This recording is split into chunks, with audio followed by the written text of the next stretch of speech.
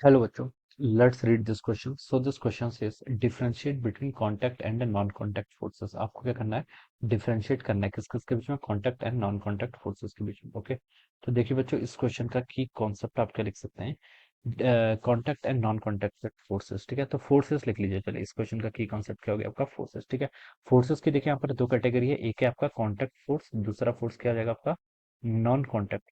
ठीक है, non contact forces का मतलब है, देखिए कोई भी फिजिकल टच नहीं आएगा। ठीक है, और कॉन्टैक्ट फोर्सेस में आपका फिजिकल टच आना क्या है? जरूरी है। ठीक है, कॉन्टैक्ट फोर्सेस में क्या लिखा सकते हैं यहाँ पर आपका? कॉन्टैक्ट फोर्सेस में देखिए हम यहाँ पर डिफरेंशिएट करना है, तो देखिए हम यहाँ पर लिख सकते हैं इट रिक्वायर्स। ठीक है, contact forces it requires the physical contact. ठीक है, यहाँ पर क्या आएगा आपका? फिजिकल कॉन्टैक्ट आएगा। It requires the physical contact between interacting bodies लिख लीजिए, बिटवीन इंटरेक्टिंग बॉडीज। ठीक है, it requires physical contact between interacting bodies. ठीक है, ये आपका क्या हो जाएगा? कॉन्टैक्ट फोर्सेस का एग्जांपल हो जाएगा।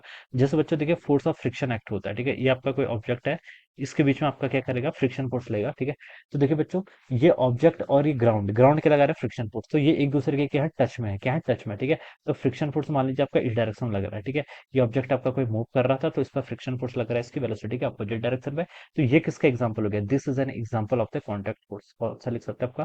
Friction force. सिमिलरली देखिए, आप नॉर्मल फोर्स बता दीजिए। नॉर्मल फोर्स भी तो कॉन्टैक्ट फोर्स की कैटेगरी में आता है। ठीक है, कोई ऑब्जेक्ट मान लीजिए आपने किसी सरफेस पे ऐसा रखा हुआ है, इस पर mg फोर्स से डाउनवर्ड लगेगा और mg ग्राउंड इसके मोशन को कंस्ट्रेंट करेगा, तो एक नॉर्मल फोर्स लगेगा इन द अपवर्ड डायरेक्शन। ये कब आ रहा है? जब ये टच में थे।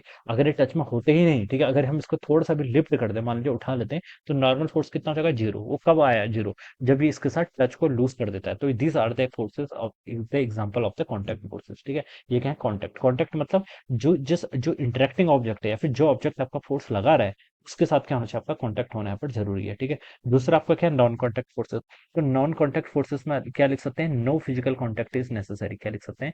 No physical contact is needed. ठीक है, इज नीडेड लिख लीजिए। ठीक है, no physical contact is needed. यहाँ पर आपका कोई फिजिकल कॉन्टैक्ट नहीं चाहिए होता है।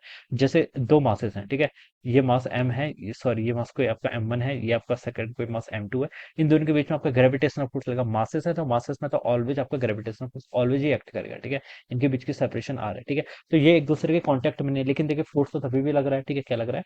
फोर्स तो अभी भी आपका लग रहा है। ठीक है, तो हम बता सकते हैं कि ये आपका किस कैटेगरी में आ गया? This comes under the category of the non contact forces. ठीक है, जहां पर आपका no physical contact is needed, किसी भी टाइप का कोई फिजिकल कॉन्टैक्ट क्या होता है? आपका रिक्वायरमेंट नहीं होती है। ठीक है, इसके एग्जांपल देखिए, आप क्या क्या लिख सकते हैं? ये आप यही लिख लीजिए, ग्रेविटेशनल फोर्स। ठीक है, ग्रेविटेशनल। ठीक है, ग्रेविटेशनल फोर्स हो जाएगा। ठीक है, इसका सबसे बड़ा एग्जांपल ग्रेविटेश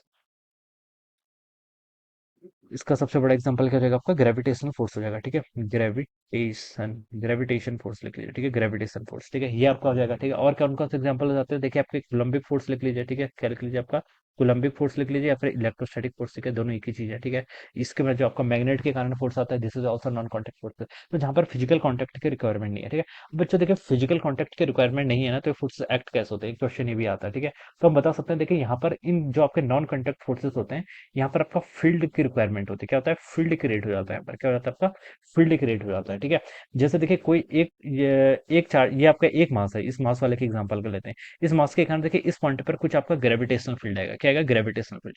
उस ग्रेविटेशनल फील्ड से ये मास क्या करेगा? इंटरेक्ट करेगा। ठीक है, तो यहाँ पर फील्ड का होना in the non contact forces, field का होना जरूरी है। अगर फील्ड ही नहीं होगा, तो फिर आपका इंटरेक्शन कैसे होगा? ठीक है, अब जैसे कोई चार्ज पार्टिकल होता है, ये मान लीजिए कोई चार्ज है, इसके कारण इलेक्ट्रिक फील्ड लाइंस होंगी। ठीक है, और अगर हम किसी दूसरे चार्ज पार्टिकल को रखते हैं, तो इस फील्ड को, the field of this charge, ये वाला चार्ज क्या करेगा? एक्सपीरियंस करेगा, तभी आपका क्या लगता है? यहाँ पर फोर्स लगता है। तो this is also one condition of the non contact forces, कि नॉन कॉन्टैक्ट फोर्सेस में क्या होता है? आपके फील्ड की रिक्वायरमेंट होती है, और यहाँ पर आपका कोई फील्ड कॉन्टैक्ट फोर्सेस में फील्ड की रिक्वायरमेंट नहीं होती है। ठीक है, ये भी इसको हम डिफरेंशिएट कर सकते हैं, ये भी पॉइंट हो जाएगा। Alright, so this is the answer of this question. So I hope you all understood this concept. All the best and thank you so much.